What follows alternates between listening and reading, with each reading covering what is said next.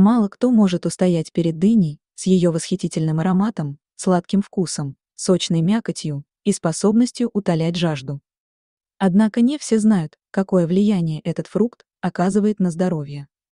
В этом выпуске мы поговорим о полезных свойствах дыни, ее воздействии на организм, а также разберем, в каких количествах и как лучше ее употреблять.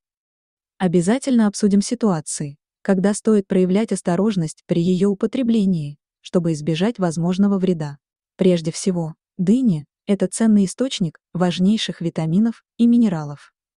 Она богата бета-каротином, витамином С, фолиевой кислотой и особенно витамином В5, содержание которого достигает 5 мг на 100 граммов мякоти, что составляет примерно 4,5% от суточной нормы.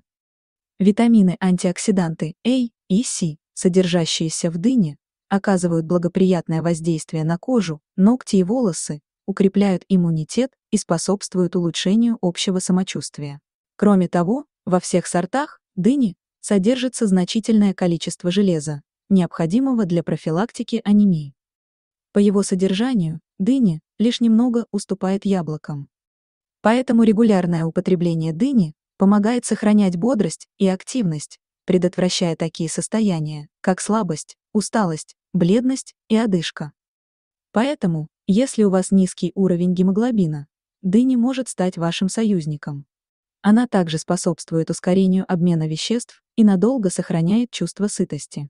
Благодаря высокому содержанию воды, дыня является незаменимым помощником в поддержании организма в тонусе, особенно в жаркие дни, помогая стабилизировать водный баланс. Богатая кальцием, магнием и фосфором, дыня приносит значительную пользу сердцу и помогает в профилактике атеросклероза и сердечно-сосудистых заболеваний. Дынный сок – отличный детоксикант, который помогает очищать организм от шлаков. Для этого рекомендуется в течение 20 дней пить по 100 мл дынного сока натощак. Можно добавлять в него любые ягоды. Дыня также содержит много растительных волокон и клетчатки, что делает ее идеальной для очищения кишечника. Людям с лишним весом, а также тем, кто следит за своим здоровьем, дыня будет полезна благодаря ее мягкому слабительному и мочегонному действию. Она также показана при заболеваниях почек и мочевыводящих путей, а также полезна при ревматизме и болезнях печени. Бета-каротин и другие антиоксиданты, содержащиеся в дыне, помогают бороться с окислительным стрессом и замедляют процессы старения клеток, нейтрализуя свободные радикалы, которые повреждают ткани. Это укрепляет противораковую защиту организма, что является еще одним весомым аргументом в пользу включения дыни в рацион. В мякоти дыни также содержится пектин, который, как губка, впитывает токсины, радиоактивные вещества и холестерин, выводя их из организма. Пектин, наряду с клетчаткой, стимулирует перистальтику кишечника, способствуя его очищению. В составе дыни есть вещества, оказывающие успокаивающее действие на нервную систему, что помогает справиться со стрессом. Именно поэтому дыню можно считать натуральным антистрессовым продуктом. Но есть одна интересная деталь. Не стоит выбрасывать дынные семечки, поскольку они не менее полезны, чем сама мякоть. В семенах дыни содержатся те же витамины и антиоксиданты, только в значительно большей концентрации. Особенно богаты они витамином А и фолиевой кислотой. Примечательно, что еще в древности дынные семечки использовались как мощный афродизиак, способствующий усилению потенции. Для этого рекомендуется употреблять их в измельченном виде по 1 ложке трижды в день, утром натощак, через час после обеда и перед сном. Семечки дыни не только ускоряют обмен веществ и благоприятно влияют на центральную нервную систему, но и поддерживают зрение в отличном состоянии. Их употребление способствует быстрому восстановлению после болезней, укрепляет иммунитет, нормализует уровень холестерина в крови и предотвращает жировое перерождение печени. Как же можно использовать семена дыни в питании? Их можно употреблять в качестве полезного перекуса, добавлять в йогурт, кефир, каши, салаты и даже выпечку.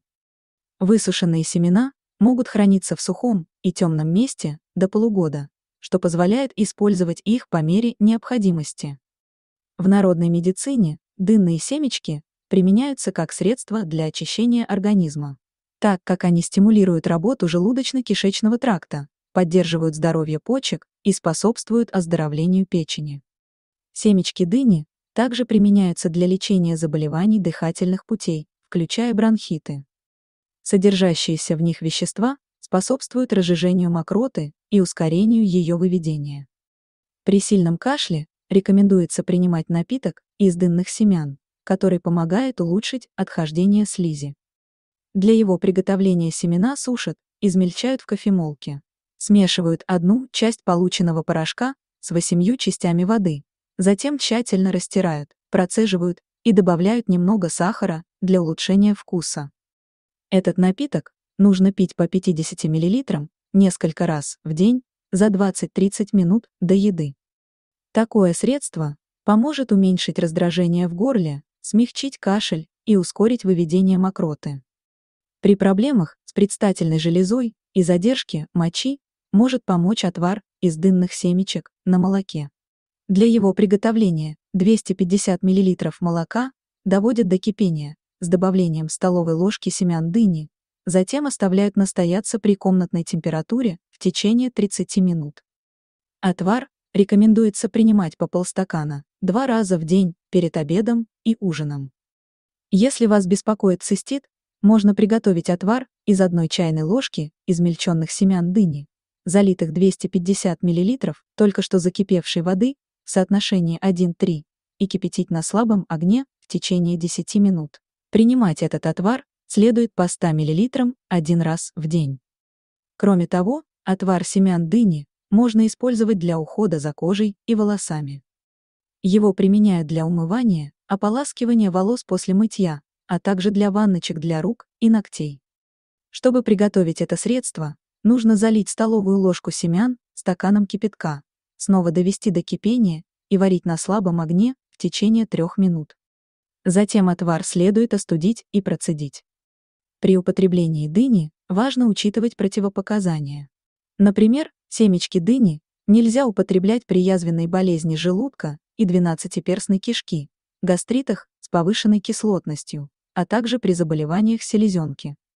Что касается самой дыни, абсолютных противопоказаний к ее употреблению нет, но при дизентерии, язвенной болезни, стадии обострения или кишечных расстройствах лучше ограничить ее количество или временно вовсе отказаться от нее.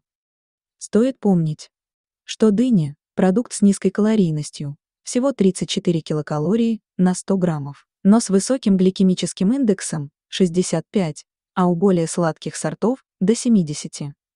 Она содержит большое количество легко усваиваемых углеводов, поэтому ее употребление, особенно на ночь, должно быть умеренным, чтобы избежать превращения избыточного сахара в жиры. Лучше всего есть дыню в первой половине дня. Рекомендуемая дневная норма дыни для взрослого человека составляет 300-500 год, лучше разделить это количество на 2-3 приема, чтобы избежать проблем с пищеварением, таких как вздутие живота и избыточное газообразование. Рекомендуется употреблять дыню за час до еды или через 2 часа после, отдельно от других продуктов, и не запивать ее водой, особенно холодной. Делитесь этим видео с друзьями и близкими, ставьте лайк и подписывайтесь на наш канал, чтобы оставаться в курсе самых полезных советов. До новых встреч в следующих видео. Будьте здоровы!